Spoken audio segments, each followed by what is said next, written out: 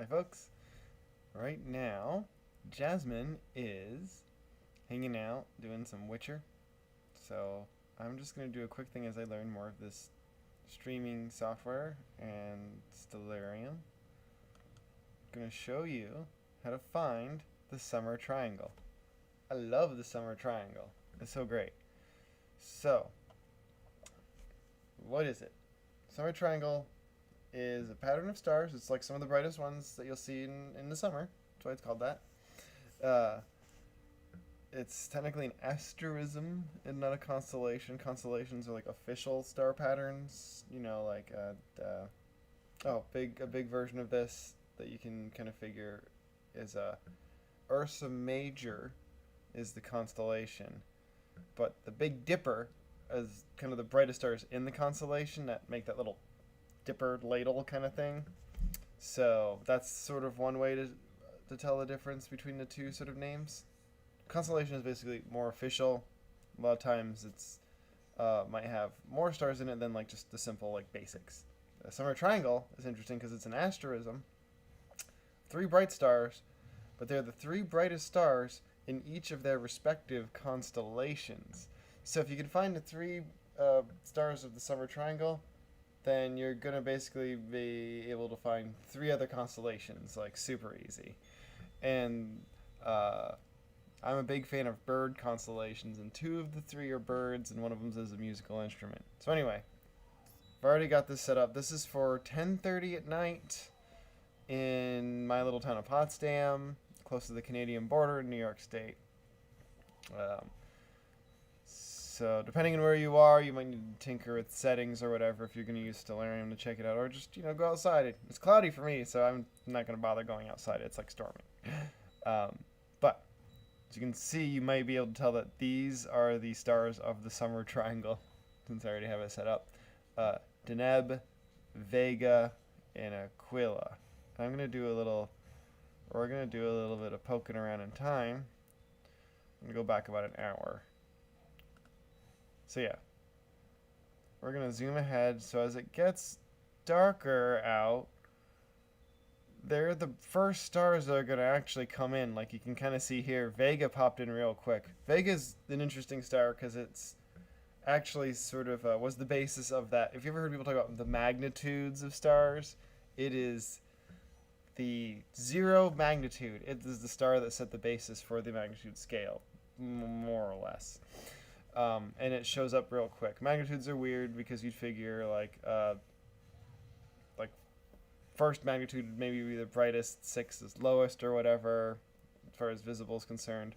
It goes brighter than 1 because Vega is 0. But there's some stars that are brighter than 0. I think Sirius might be -1 or something. Jupiter's often -2, 2.4. Venus can get brighter than that. Our sun is like magnitude negative like 26 or something. It's just a weird scale where negative means even brighter. Anyway, I'm getting sidetracked. We're talking about the summer triangle. But one of the stars in it's actually pretty important to the whole magnitude thing. So, it's early in the evening. You might see a few of the brightest stars coming out. The sun's barely set. You might be seeing like a band of Venus sort of stuff going on in the distance. So yeah, as the sets, gonna see the stars come up. Vega's gonna be the first one you see. Deneb's you're gonna see right as it gets dark. It's gonna pop out pretty quick. There is a third one coming up, but it's a little below the horizon right now at the end of May. But Aquila will come up, and you're probably gonna see it not super bright. Yeah, Aquila comes up. Sorry, Aquila's a constellation that Altair is in. So, yeah, this is about almost 11, and you'll see all of them pretty solidly 11 and on. And after 11 and onward is when the sky's going to be darkest in the summer. It's usually between like 11 and 3. There's like no sunlight. If you're super far north, more than me, that's going to be a problem. So, now, that's the basics. So, Vega, Altair, Deneb.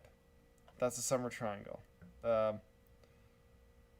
Oh god, you can actually remember them with the acronym DAV, like Dave, which is me. But Deneb, Altair, Vega, Dave, or Dav. Now, Deneb's in Cygnus, which is a bird. Altair's in Aquila, which is another bird. This is a swan. This is supposed to be an eagle. And Vega's in Lyra, the lyre, or basically a harp. And just so you can see the magical pictures. Alright, wrong one. Sky and viewing options. I'm sorry, everyone. I wish I had all the keyboard stuff memorized. But, oh, star lore. Show constellation lines. You can even show art if we'd like. You want to see the art? It's very fun. Let me just put this up. But yeah, so Cygnus, Aquila, Vega. Now you'll notice there's a couple of other constellations inside this summer triangle grouping, right? So if basically for your first stab at all this, getting like 3 stars and then 3 constellations is pretty rad. But there's another constellation. There's 2 right in here inside of the boom, boom, boom summer triangle called Vulpecula, which is a fox. This line of 2 stars is a fox. And Sagitta, which is an arrow, which is another dimmer line. There's actually a lot of cool stuff in here if you got binoculars. If you want to start looking at stuff with a telescope or binoculars and you're not sure where to point it, this is a great spot to check stuff out. There's a little Cheerio-shaped nebula called the Ring Nebula in this section of Lyra here. With the Dumbbell Nebula off of Sagitta, I forget where it is offhand. I'm very sorry. I'm getting an error message in my live stream, so messes with me a bit. But, I mean, here's the big thing. You're starting to stargaze. Maybe you're in a lot of light pollution.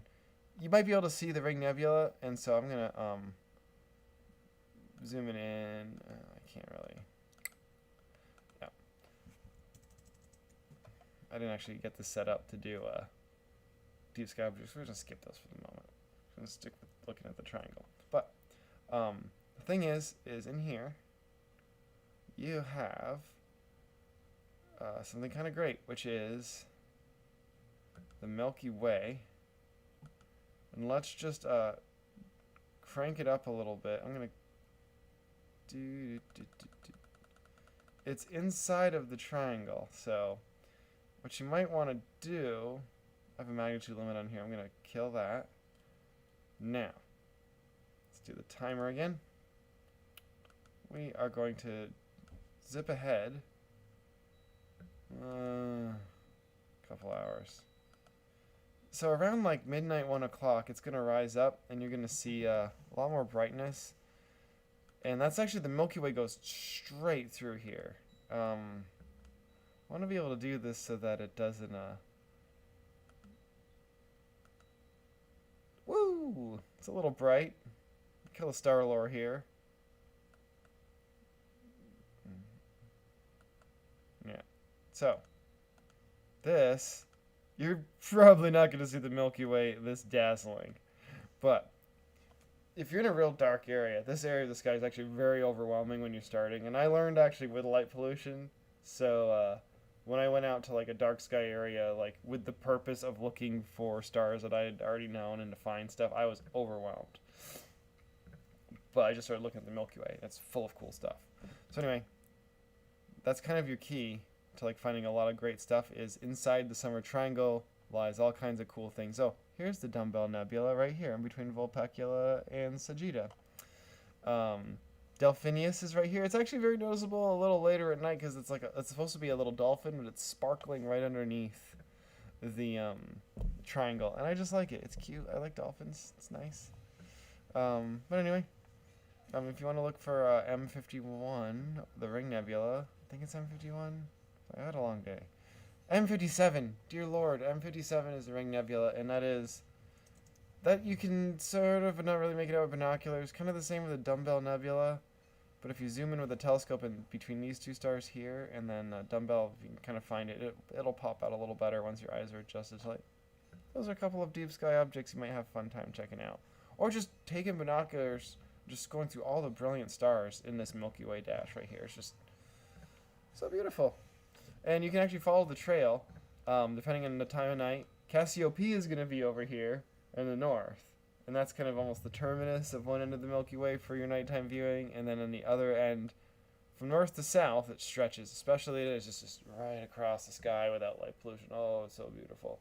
And it also take your eyes a minute to adjust. Really 20 minutes. It's worth it. Once you get eaten by bugs, use bug spray. But yeah, center of the Milky Way galaxy is to the south of us, the northern hemisphere. If you're in the southern hemisphere or in the equator, you're seeing it. You're loving it. You take it for granted. You're very lucky. Tons of cool stuff in here. Inside of our Scorpiuses and Sagittarius. The black hole in the center of our galaxy is in this area too. Though funny enough, there is a cool black hole over here in Cygnus somewheres. I forget where, but you can look this up. And it was, I think, the first X1, because it's the first X-ray source discovered. X1. It was in Cygnus. I think in the might have been in the early 70s. I'll check that. But anyway, if you're gonna take anything away from this today, and this another fun, buggy episode of Star Time, where I am learning to use all this stuff the same as you might be learning how to look for stars. Yeah. Dave. I don't mean this as my name, I'm sorry. But Deneb, Altair, and Vega. Okay, Summer Triangle. Then if you can also remember, Lyra is the constellation here. Cygnus, the swan, over here. And then Aquila, the eagle, over here. You know, bonus points you get Vulpecula, the fox, Sagitta, the arrow, Delphinius, the dolphin. So anyway, that is star time for tonight. And I hope you had a good time, and I hope you have good weather to check it out. And if you don't have good weather, I hope you have an awesome storm. 'Cause they're great too. See y'all.